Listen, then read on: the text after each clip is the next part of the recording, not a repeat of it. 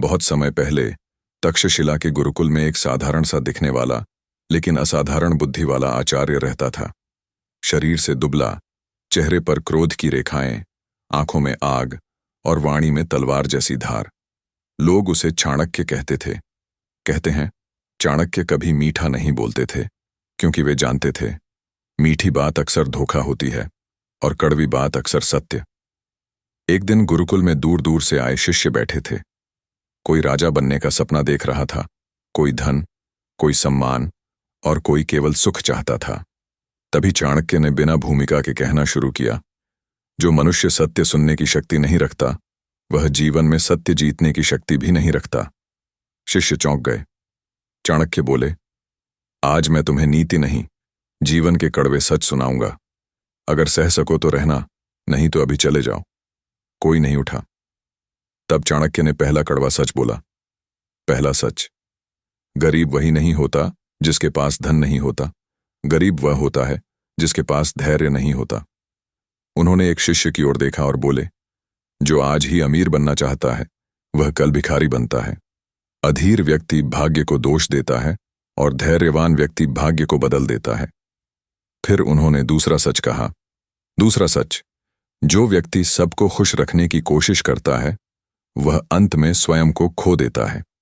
चाणक्य ने कहा, तुम्हारी अच्छाई का सबसे ज्यादा फायदा वही उठाएगा जिसे तुम्हारी कोई परवाह नहीं। दुनिया तालियां तब तक बजाती है जब तक तुम्हारे हाथ में कुछ होता है।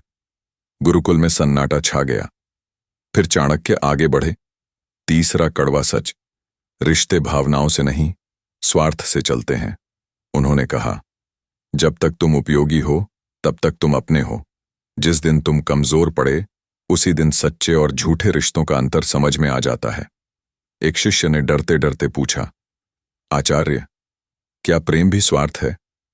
चाणक्य मुस्कुराए, प्रेम दुर्लभ है और जो दुर्लभ है वह सबको नहीं मिलता। फिर उन्होंने चौथा सच कहा। चौथा सच, जो व्यक्ति बिना बोले सब कुछ सहता है उसे दुनिया सबसे ज्यादा कुचलती है। चाणक्य बोले, शांति और कमजोरी में फर्क समझो। जो अन्याय सहता है वह पाप में भागीदार बनता है। अब शिष्य समझने लगे कि यह कहानी क्यों कड़वी कहलाती है। फिर चाणक्य ने धन की बात की। पांचवां कड़वा सच, धन बुरा नहीं है, लेकिन धन के बिना आदर्श केवल भाषण होते हैं।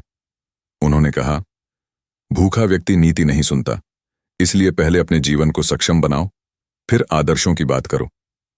इसके बाद उन्होंने स्त्री पुरुष और चरित्र की बात छेड़ी। छठा सच, चरित्र संकट में पहचाना जाता है, सुविधा में नहीं। चाणक्य बोले, जब सब ठीक हो तब हर कोई अच्छा होता है, लेकिन जब हालात बिगड़ते हैं तब असली इंसान बाहर आता है। फिर उन्होंने सातवां सच कहा। सातवां कड़वा सच, दुश्मन बाहर नहीं, अक्सर अंदर होता है। उन्होंने कहा, अहंकार, आलस्य, क्रोध और लालच, ये चार ऐसे शत्रु हैं जो सबसे पहले तुम्हें अंदर से खोखला करते हैं। गुरुकुल में बैठे कई शिष्य अपनी आंखें झुका चुके थे। फिर चाणक्य ने राजनीति और समाज का सच बताया। आठवां सच, न्याय वही होता है जिसमें शक्ति का संतुलन हो। उन्होंने कहा, कमजोर की सच्चाई भी दब जाती है और शक्तिशाली का झूठ भी कानून बन जाता है। इसके बाद चाणक्य का स्वर और कठोर हो गया। नौवां कड़वा सच, जो व्यक्ति गलत लोगों पर दया करता है वह सही लोगों के साथ अन्याय करता है।